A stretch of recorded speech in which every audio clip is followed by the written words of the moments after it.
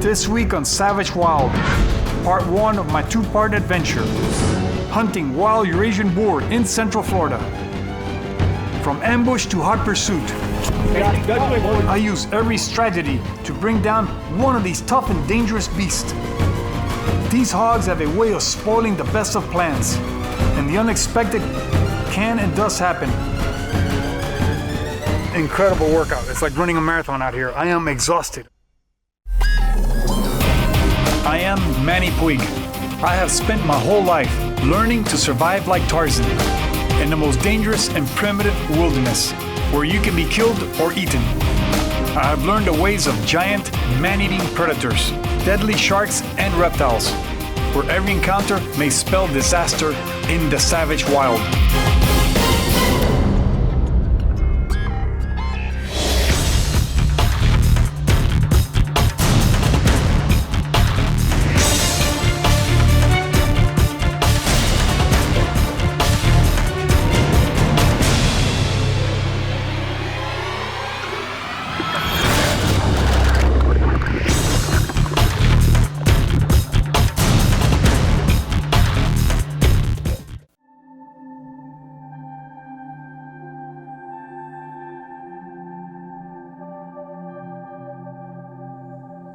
Welcome to Central Florida.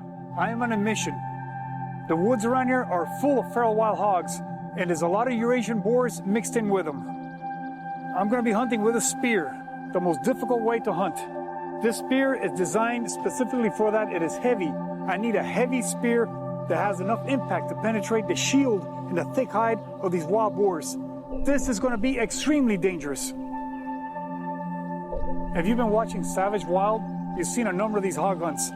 Now, on every hog hunt, I never know what's going to happen. I've been attacked. I've gone hand to hand with them. I've been severely injured. I am not hunting from a tree stand. I'm hunting from the ground at hog level. These hogs are incredibly dangerous. Not only are they equipped with tusk and power and speed, the most dangerous part is how intelligent they are. That's what scares me the most, because they can set you up. Now, once a hog is hit, if he goes into palmetto, it is a nightmare. That's why I've been attacked before. He'll sit in there and wait, and hopefully he'll be dead by the time I find him. If not, he's going to come charging, and all I have is a spear, and I got to stop him before he gets me. All these spears I designed, I try to get as big a spear as possible, but not too big because it's got to penetrate. This is 7/8 stainless steel. This is about 7 pounds. I need the weight in order to penetrate. If the spear is too wide or too big, it doesn't penetrate enough. If it's too small, it doesn't do enough damage. It has to be the right balance. A lot of time and experimentation to get these things done. This is my main thrower. This here is a Viking spear. This here is a stopper. This is designed, you can throw it, or you can also, it's mainly used for thrusting. It'll push into the wild hog or whatever wild animal you're hunting, and it'll stop it here, and you can keep the animal off of you. It's in order to kill them and keep them from attacking you. This is a stopper. This is European style. This here is one of my knives. This is a very heavy knife. It's 3/8 of an inch thick. It's single-edged. This is all hand done. The teeth that I've carved into this knife are 3-dimensional. It's got a row on each side of its head. This is another knife. You may notice that all my knives and weapons look medieval. I have designed them after medieval style. I put my own touch to them, like I put an alligator head on this one here. Medieval weapons were decorated. The Vikings named their weapons. This is a double-edged. If you have a hog on you, this is a stopper. This will go in and go into his heart and stop him. It's a double-edged. It penetrates very easily. And it's a hand guard right here, so your hand doesn't slide forward and you don't cut your hand.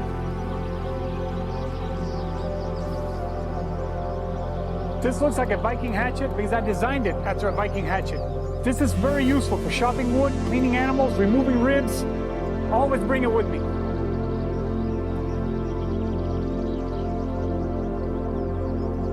As we make our way to the area where we intend to hunt, the unexpected happens. I spot a large boar and decide to stalk within spear range. The wind is perfect, but a hog has another defense. I have to get past his ears. And in this brush, that would be a tough trick.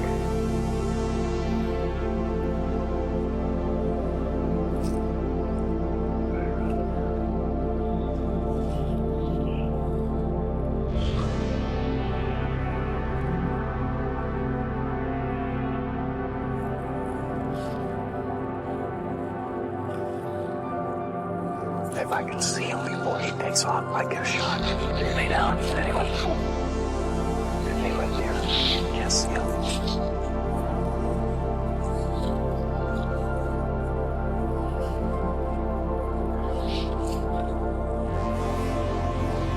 See, we pulled up the buggy, and he was right there the whole time.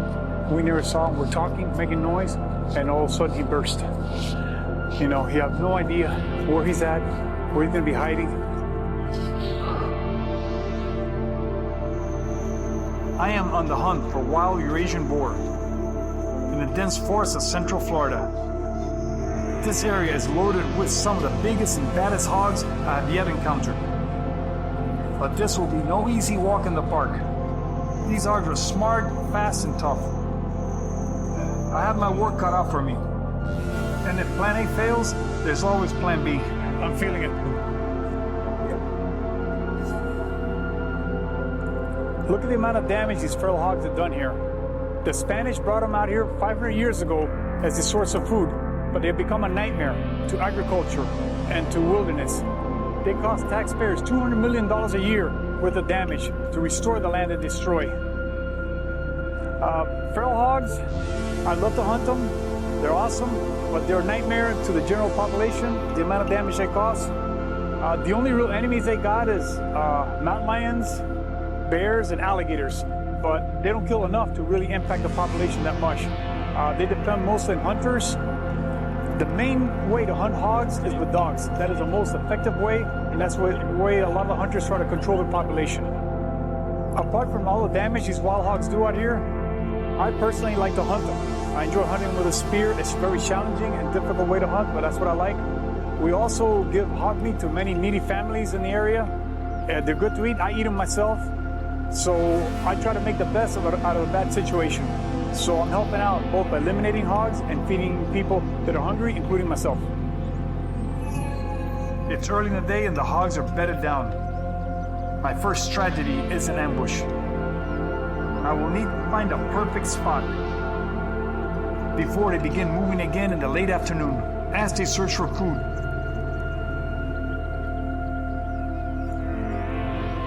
I'm gonna try to find a good ambush spot. I can either stalk up, but if I can stay still, he won't hear me coming and wait for him on one of their trails. I might have a chance at one of them. So I gotta try to predict where they're gonna come through. If you step on a twig, they hear you. If you get in the right wind direction, they'll smell you. So if I can wait.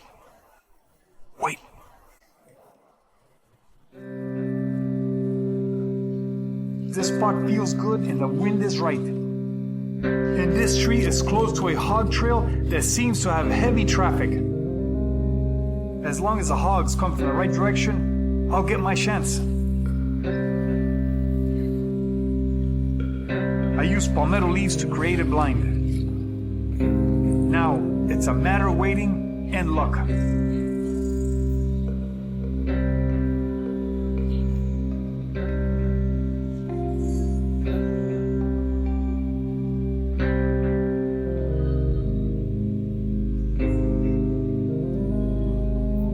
Hours later, the sun begins to sink lower, and still no sign of hogs.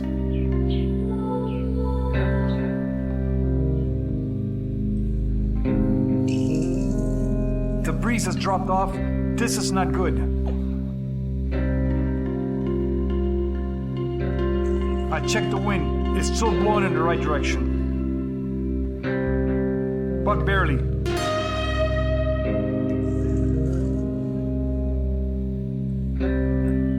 But this is the plan and I stick with it.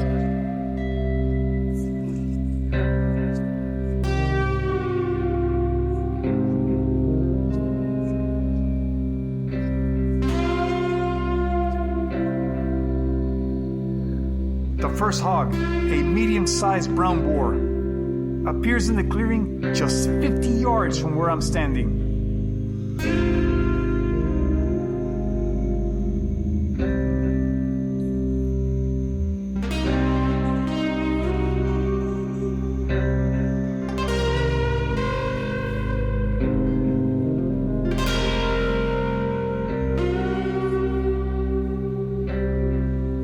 Then I spot a solid black hog in the thick bushes to my left. My spirits are lifted. I may have chosen a perfect spot. Hopefully one of them will follow the trail right to my ambush. I stand by, spear in hand, as the brown hog moves closer.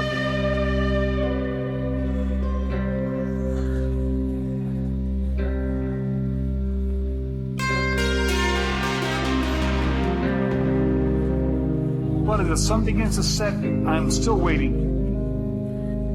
As the hog's feet only yards away from me. As darkness begins to fall, I can make out at least 5 hogs less than 30 yards away. But I'm rapidly losing my light. Soon it's just too dark to see the hogs. I have to change plans. My hopes of ambushing a hog did not pan out. The breeze stopped blowing, and they may have caught my scent. Or they simply just wandered off without passing my hideout. But I did not come here with just one plan. When darkness falls, this forest comes alive.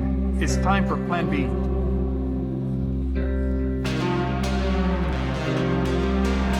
the deep forest of Central Florida, I am on a hunt for Eurasian wild boar. I have spent the day setting up an ambush. My spot was well chosen.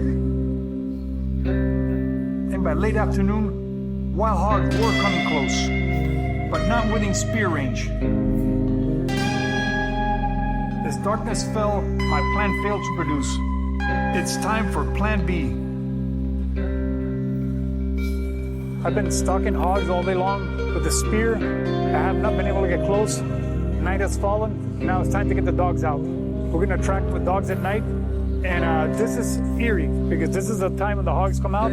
But the dogs are gonna go deep into the palmettos and all that. And I have to go in there and grab them. That's what we're gonna do.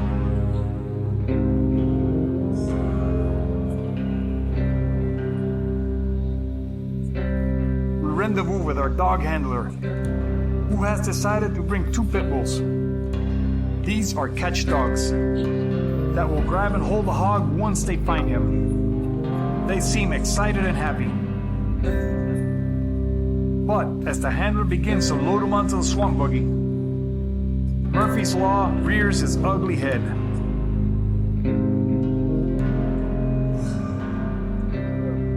One dog bites the other, and they break into a frenzy.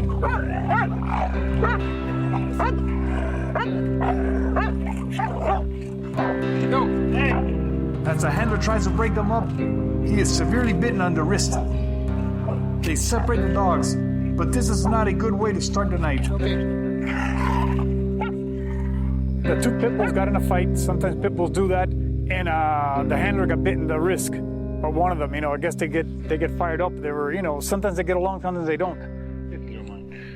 Just bulldogs. They in the pen. They sisters. They're about 4 years old. They lived together all their life, and now they're starting to come in heat more and more. They're, like I said, between 3 and 4, and just bulldogs. You just need to get some of the bull out of them and get some more curve to them.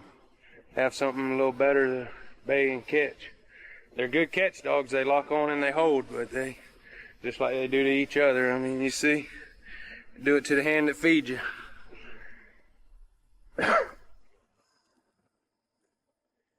The other dog bit the owner, so we're gonna put the other dog up. So we're down to 1 dog. But this dog will do the job. These dogs are brave, powerful, and they go for it.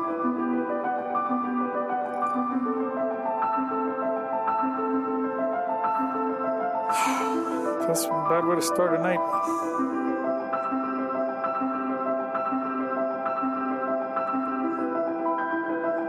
It didn't get any tendons or nothing, huh? I don't believe it is. You move your hand good? Yeah, sure, I can move everything again. Well, Manny, we had a little altercation with the dogs. We were going to use 2 catch dogs. The reason we're not using a bay dog is because we've got a pile of hogs in here, and just a catch dog is all we need. The other dog, when bulldogs don't get along, they start fighting. That can happen. They're not going to get along all night. When we're on the ground, I guess you're going to go in there and leg the hog. Cameramen, you just stay back, and once that hog is secured, I guess the cameras can come in and get whatever angle you guys want. When you leg the hog, I'll get the dog off, and first one may be hard. She got a lot of anger in her, so after that, the second one may be a little easier to get her off. We may catch some of the hogs alive. We made a break stick. We may catch some of the hogs alive. If it's a good hog, a good eating hog, we may kill them. Let's take them home to eat. So we're going to check them out. If it's a big boar, we may not kill it. But if it's a medium hog, a good meat hog, we're probably going to take them. All right. That's good. Notice that these dogs have a Kevlar vest on them. That's to protect them from the hogs. If not, they're going to get cut left and right. But these catch dogs go directly right to the hog. They grab by the ear, and the hog's going to try to stab them. So the best protection you can put is Kevlar vest on them. These dogs are brave, and they take on hogs that are 3 times their size sometimes. I figured these two being sisters, long life partners, they would be friends. The thing is, About 3 months ago, they just started this. I had to split them up, and now they just. Last time I brought them out here, they was fine. They got home, they wanted to fight a little bit. They went in the pen, and they had a good night. Catching wild hogs has been going on for hundreds of years with dogs and everything. Many different methods. They use dogs to round them up to shoot them, to catch them alive, to spear, transport them. Sometimes they catch them, fatten them up, they save them up, and they kill them and eat them later. There's many different things they do with them.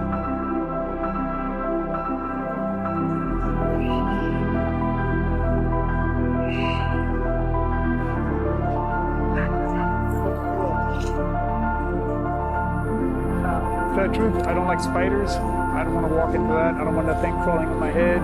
There's nothing to do with that. I'd rather mess with a hog. This has been a very long and frustrating day. After spending hours trying to ambush a hog, we decided to hunt the forest at night with dogs, only to have the handler severely bitten on the wrist. And now we're down to 1 dog. This will not improve my odds of taking a hog. Nothing is guaranteed on these hunts, and you take the good with the bad. So we head off into the night and the savage wild. I am deep in the wilderness of Central Florida, on the hunt for Eurasian wild boar. I spent the day lying in ambush, hoping a wild boar would come within spear range. As darkness fell, we made a decision to bring out the dogs, only to have the handler badly bitten by his own catch dog. Now down to 1 dog, we head out into the night, hoping our luck improves.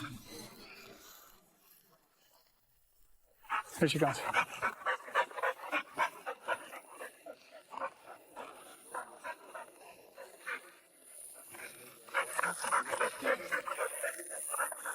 We just got to follow the dog around and watch him. He's smelling around, crawling around, smelling and trying to pick up a trail. And once he's on a trail, then he'll start running. And once, something happened, you'll hear the fight going on.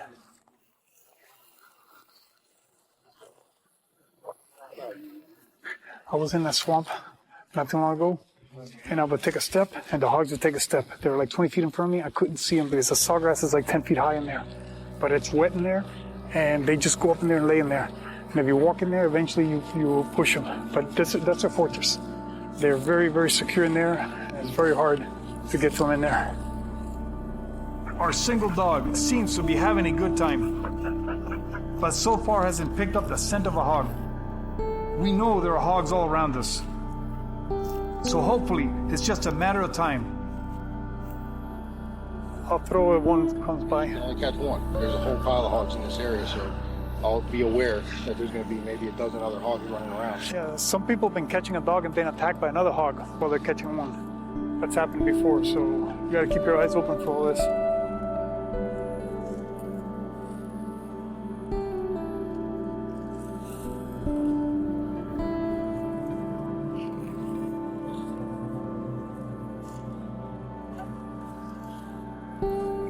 As the night wears on, I begin to have doubts.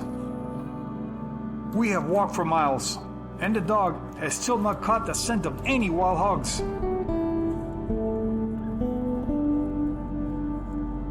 We are all thirsty and tired, and the dog is overheated. So we take a break while the dog cools off.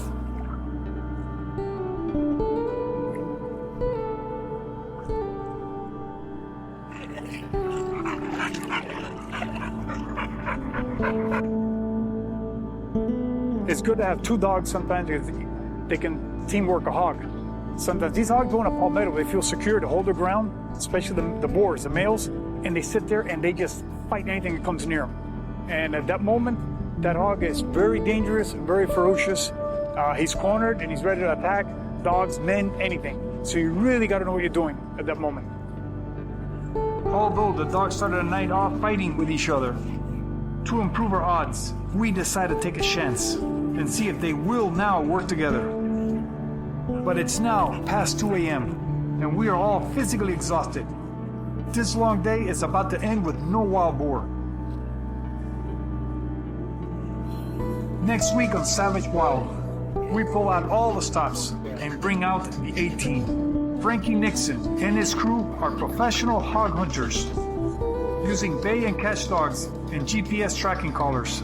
Our odds for success are about to improve dramatically.